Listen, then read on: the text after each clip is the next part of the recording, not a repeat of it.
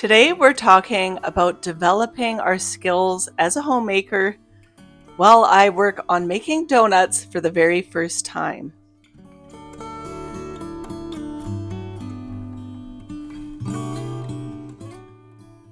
I'm really excited to get started with making donuts today, but first I have a package from Amazon and I ordered a couple of books that I'm pretty excited about.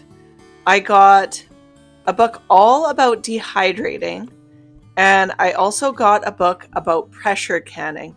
And those are two skills that I really want to learn more about because I really want to up my game when it comes to processing food and food storage. So, I already know the basics and I've done a pretty good job so far, but there's a ways to go and there's always more to learn. So, these are some really in-depth books and I can't wait to dig into them, and I'm really excited. The dehydrating book is especially exciting because there are a lot of techniques for professional results, and there's even a chapter on the science behind dehydrating and what it takes to come out with a really nice product. So I really can't wait.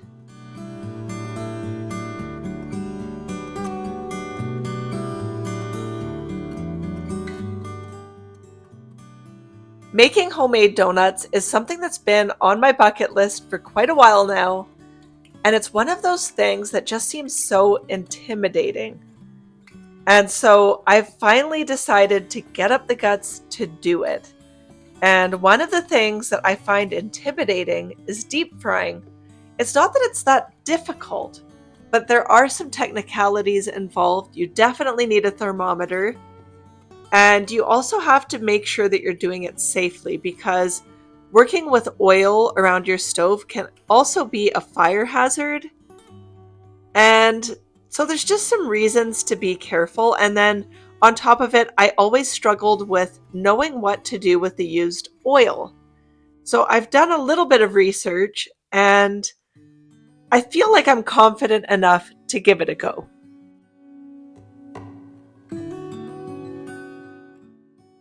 There are so many reasons to keep inspiring yourself in the kitchen. And for me, that's collecting things. I love collecting vintage kitchen utensils, and this is my vintage cookie cutter collection. And I have some donut cutters in here, so I'm looking for them. There's one. And honestly, after being a homemaker for over 20 years, I have to say that it's easy to get bored and it's easy to burn out as a homemaker. So it's really important to keep yourself inspired. And one of the ways to do that is to beautify your space and have things that you can utilize, but that are beautiful and unique. So that's what I love about my cookie cutters. This here is a really unique biscuit cutter and it has these serrated teeth.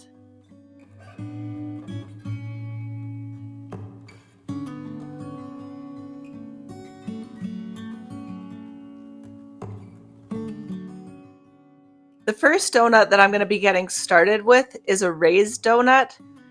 And this is going to take all day. I actually won't end up making these until the following day because they need to get started early because this is a yeast raised donut.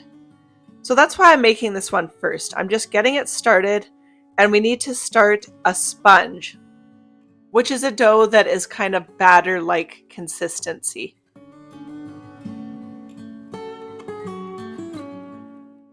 I'm starting out with a cup of milk, and we need to get that on sort of a high heat so that we can get it scalding, which is kind of to the boiling point. And then I'm going to take this off the heat and I'm adding 2/3 of a cup of sugar, 3 tablespoons of butter, and then a teaspoon of salt. And then we're going to let that dissolve in that really hot milk and let it come down to temperature. And then we're going to be adding 1.5 teaspoons of yeast.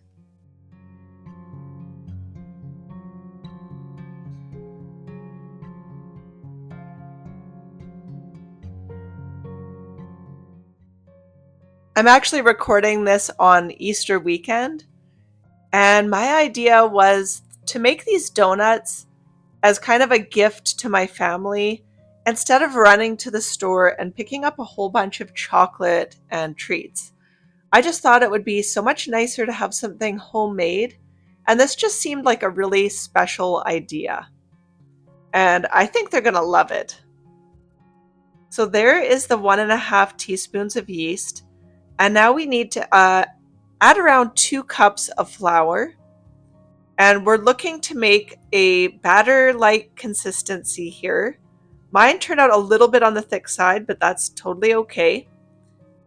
And then we're just going to cover this with saran wrap and let it sit in a warm place for a few hours.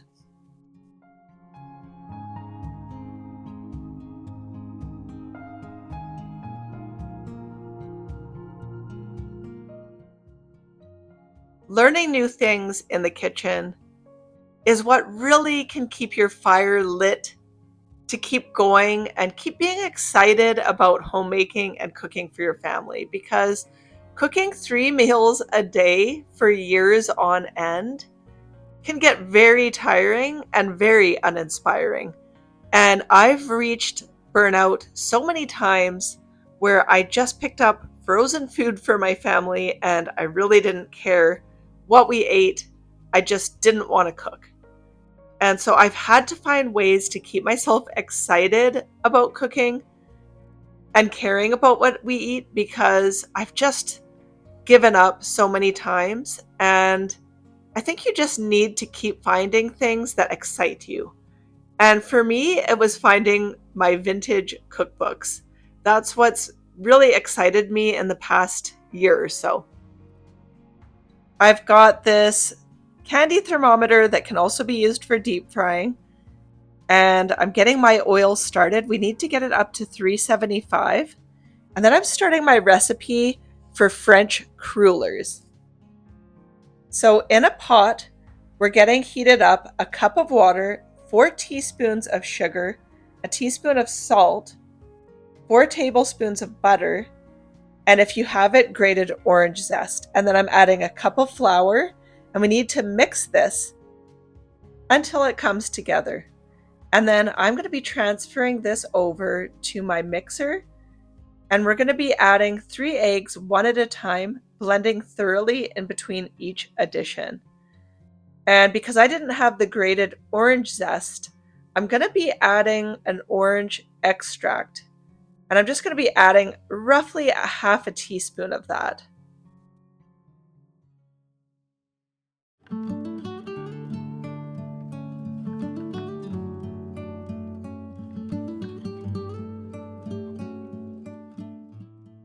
This recipe actually comes from the late 1940s, and I looked up some other recipes for crullers and they were quite similar, but this one was really unique with that grated orange zest.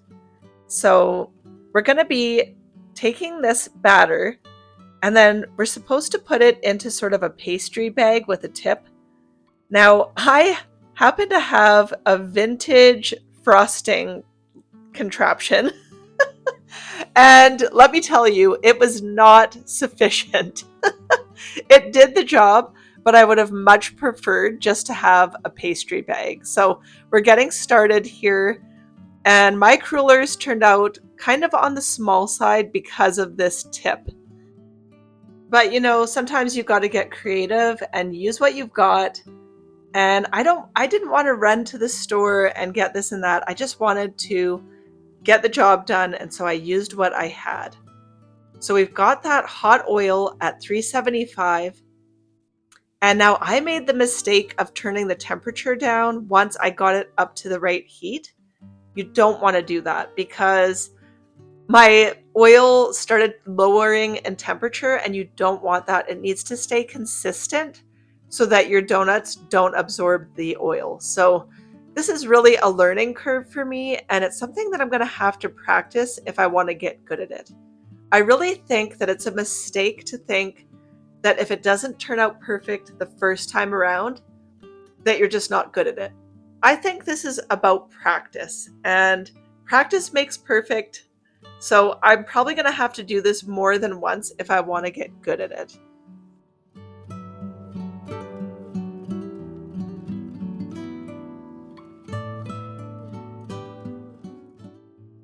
What I'm doing with this dough is that you need to pipe it onto a square of parchment paper, and then technically it should just fall into the oil from the paper, but mine wasn't doing that, and I think it's just because they were so small, there wasn't enough weight for them to drop.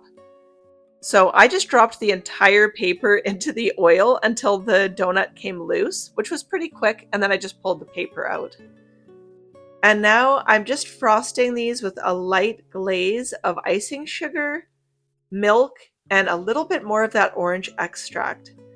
And these were honestly delicious. They were that typical cruller flavor that is kind of eggy and light and airy and just so delicious. I really, really enjoyed those. I think they would turn out 100 times better if I had the right piping bag.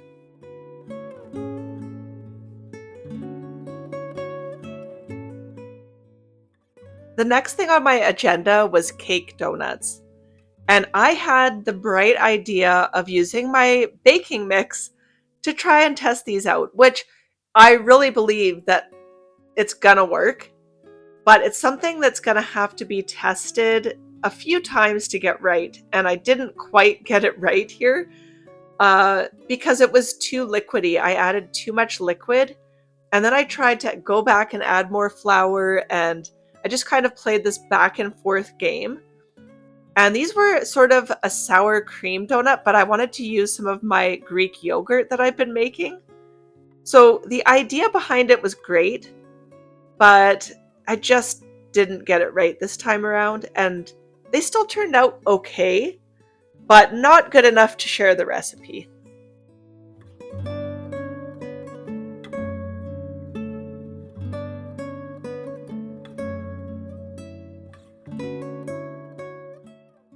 I really believe that in today's society, with all of the online perfection that we see, it's really hard to try something and fail because everything we see online looks so perfect and picture worthy.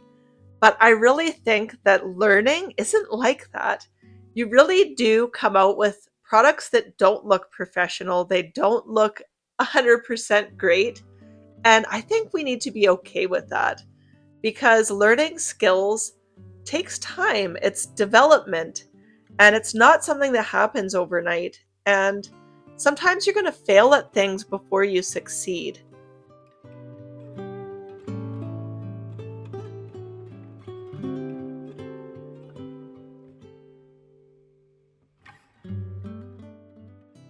So I really want to share with you guys some of the failures along the way towards success because believe me, they happen.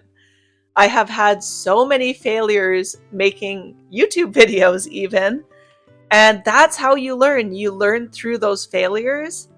And I'm still failing all the time, but I just keep pushing forward. And that is success because it's not giving up that makes you a success.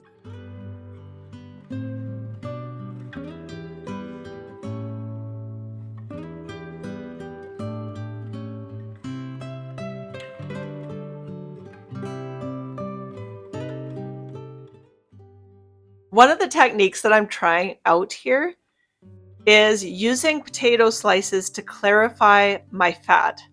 So this is something that I've seen across the board in all of my old cookbooks, even one that is as old as the 1800s. So you put the slices of potato in there and they are supposed to absorb all of the sort of particles and sort of clarify the oil. And so I'm trying that out as I'm cleaning up the kitchen. And it honestly did work. The oil looked a lot more clear after the potato slices had sat there for a little bit. And you want to leave them there until they kind of stop bubbling.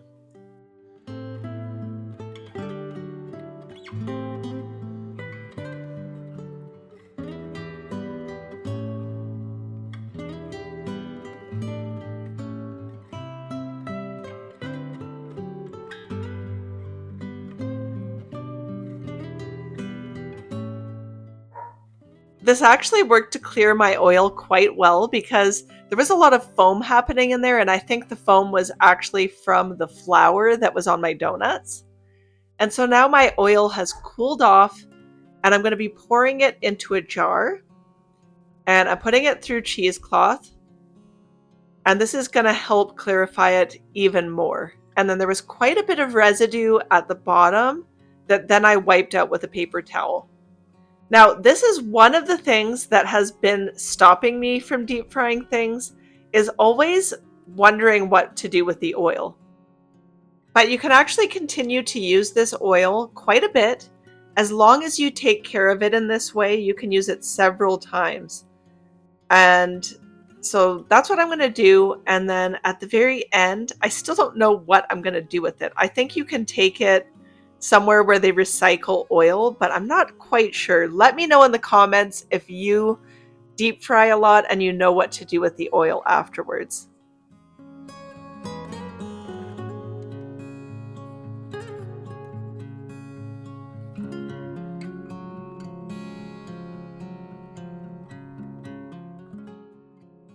This was it for my first day of making donuts, and I still have the raised donuts to do tomorrow. So today we made the crullers and the chocolate cake donuts, and they turned out great. I just know that I could have done better with the cake donuts, but and if I would have had a pastry bag, it would have turned out better too. So now with my raised donut dough, I just need to add 2 eggs and then more flour until it's kind of a nice soft dough.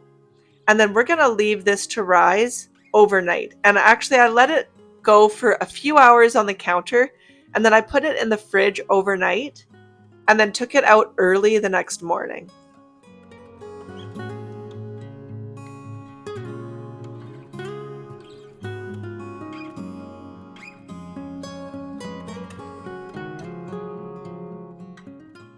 Here I am the next morning, and my dough has already been sitting out for several hours. I've already been out to the garden and done some weeding.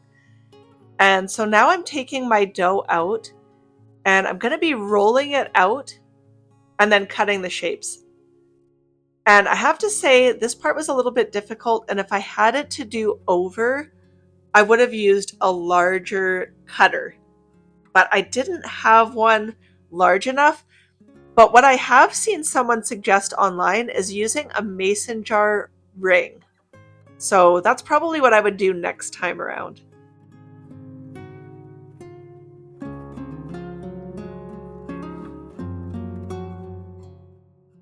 I will have the cruller dough and these raised donuts dough down in the description for you if you want to follow along with these recipes.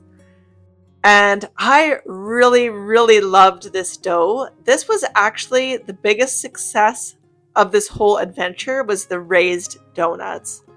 They puffed up so much when I fried them, and it was just a really exciting adventure, and I will definitely try these ones again. So I really wanted to do filled jelly donuts. So I'm cutting these into rounds. And then what we need to do is let these rest for a few more hours until they double in size.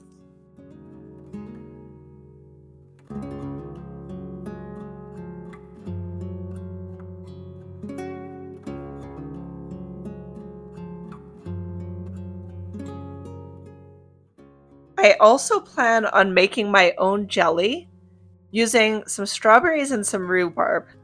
So there's my reserved oil from yesterday that I clarified.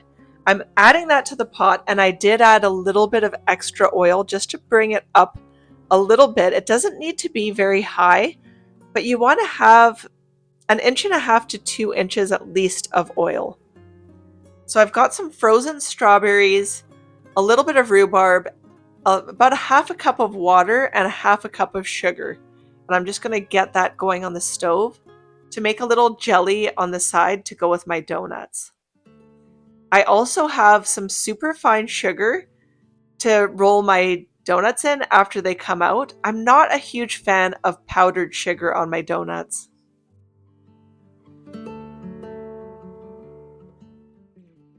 After dealing with the failure yesterday with the cake donuts, this was my reward because this was so much fun.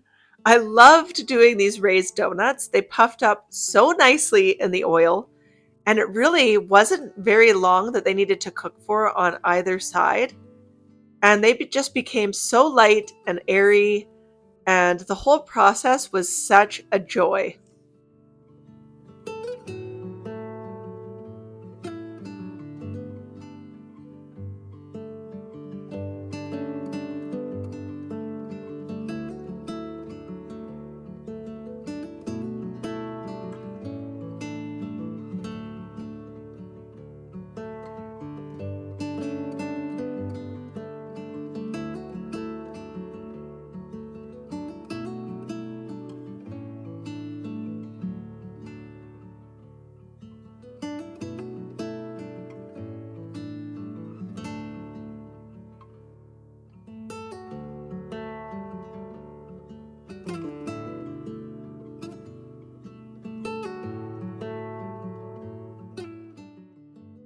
I ended up with a total of 12 donuts here, and I did have a little bit of dough left over because it didn't roll out great the third and fourth time around. So 12 donuts was more than enough for our family. I don't know how we're going to eat all of these donuts, to be honest. To my jelly, I added about 2 tablespoons of tapioca, and then I cooled that off a bit before I'm getting started with poking the holes into my donuts using a chopstick. And then I'm using this same sort of frosting tube. And again, it wasn't sufficient for the job. I really struggled with this, and this thing really drove me nuts. But in the end, I was ecstatic to have 12 jelly-filled donuts to enjoy with my family, and boy, were they delicious. They turned out so good, and we're just going to be having so many donuts to eat around here. It's going to be crazy. Even the dog wants some, but he's not going to get any.